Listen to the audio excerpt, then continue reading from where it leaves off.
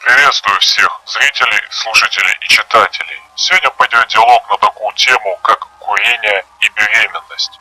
В табаке содержится более 600 различных химических соединений, органические и неорганические кислоты, аминосоединения, сложные эфиры, различные ароматические вещества, альдегиды, фенолы, смолы и так далее и тому подобное, которые пагубно влияют на весь организм курящий. Когда просто женщина выкуривает одну пачку сигарет, организм поглощает от 1 до 2 мг никотина на 1 кг массы тела, и при этом в организме задерживается 70-90% вдыхаемого никотина. Большая концентрация никотина, естественно, в бронхах, в слизистых оболочках носа, в слюнных железах, в почках, в печени, в центральной нервной системе. Химические вещества из сигарет постепенно снижают синтез витамина Е, который очень важен для созревания половых клеток. Недостаток витамина Е, так называемый токоферол, приводит к ломкости сосудов, к образованию тромбов, к развитию рака, артрита, катаракты и различные сердечно-сосудистые заболевания. У курящих женщин никотин вызывает нарушение менструального цикла, а также наступление раннего климакса. Для справедливости ради надо сказать, что если курящей удалось забеременеть, то это уже большой успех для такой женщины. И вот у курящей беременной женщины начинает развиваться плод. В момент беременности происходят гормональные изменения в организме женщины. В этот момент никотин особенно опасен для организма женщины, так как организм становится более чувствительным к никотину. В начале беременности никотин может привести к нарушениям имплантации плодного яйца, что повлечет за собой самопроизвольный аборт в ранние сроки беременности. Никотин также напрямую влияет на миотерий, и это способствует к повышению сократительной способности матки. Считается, по данным США, можно, кстати, в это верить, можно не верить, но считается по данным США, что если женщина выкуривает пачку сигарет, то у такой на 20% возможен выкидыш, преждевременные роды или смерть плода. Если выкуривает такая больше одной пачки, то вероятность преждевременных родов или замирания плода составляет уже 35%. Но вот предположим, что выкидыша нету и беременная продолжает курить. Никотин обладает способностью вызывать сокращение сосудов матки и плаценты с развитием плацентарной недостаточности.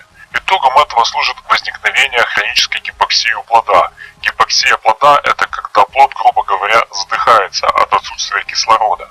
Гипоксия плода и асфиксия. Асфиксия – это удушье, так как плоду не хватает для жизни кислорода и питательных элементов.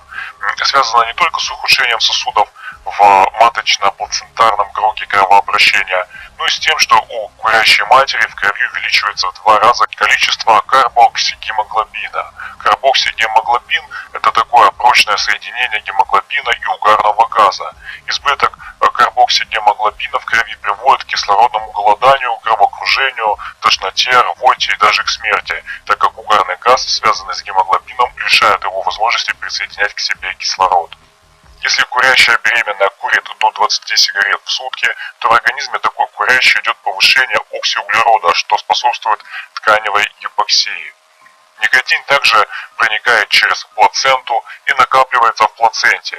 Никотин попадает в ткани плода также и методом таким, как через кровь матери.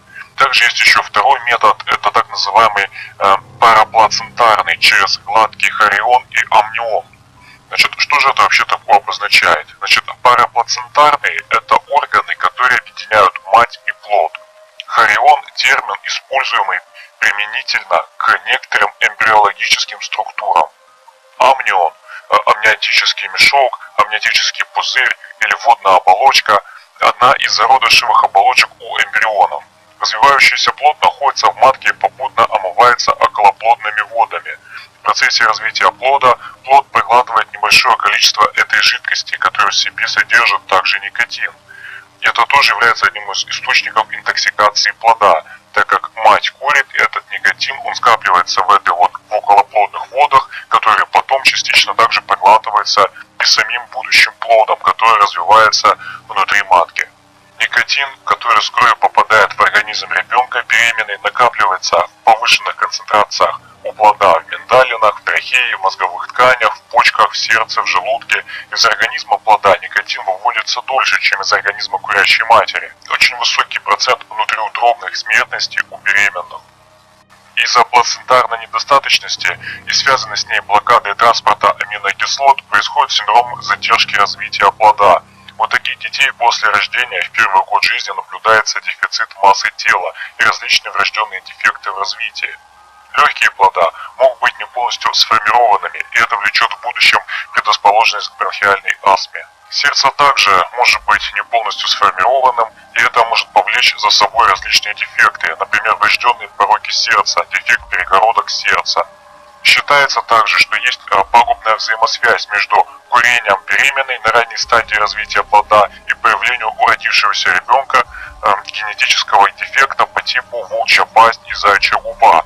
Британские ученые, а именно университет Данди Питера Мосси, в 2003 году обнаружили, что дети с патологией лицевых костей, незаросшие небо и дефект верхней губы рождались именно у курящих матерей в момент беременности.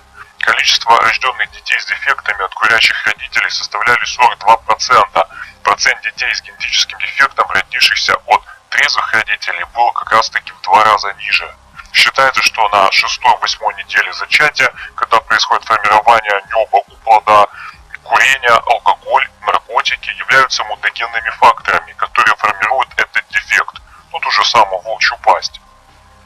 Далее, английские врачи считают, что дети, появившиеся во время беременности от курящих матерей, на 40% такие дети в итоге склонны к развитию аутизма. Также считается, что курение влияет на секрецию медиаторов допамина, который также отвечает за развитие ЦНС, центральной нервной системы, проще говоря, головного мозга у плода. Дети от курящих матерей в детстве становятся в итоге агрессивными, невнимательными, гиперактивны и в итоге начинают такие быть склонны к асоциальному поведению. Это еще некоторые называют как синдром непоседы Фила. Тоже интересная деталь. Мальчики, которые родились от курящих матерей, являются обладателями маленьких яичек. Когда такие дети вырастают до периода созревания, то у таких детей, у таких юношей на 20% в итоге ниже концентрация сперматозоидов в семенной жидкости по сравнению с людьми, у которых мамы не курили во время беременности. И естественно не стоит забывать про так называемый фактор созависимости, то есть дети видят и дети повторяют. Если курят родители, то дети могут начать подражать своим родителям, и такие также могут начать курить. И что я хочу сказать в заключении темы про беременность и курение.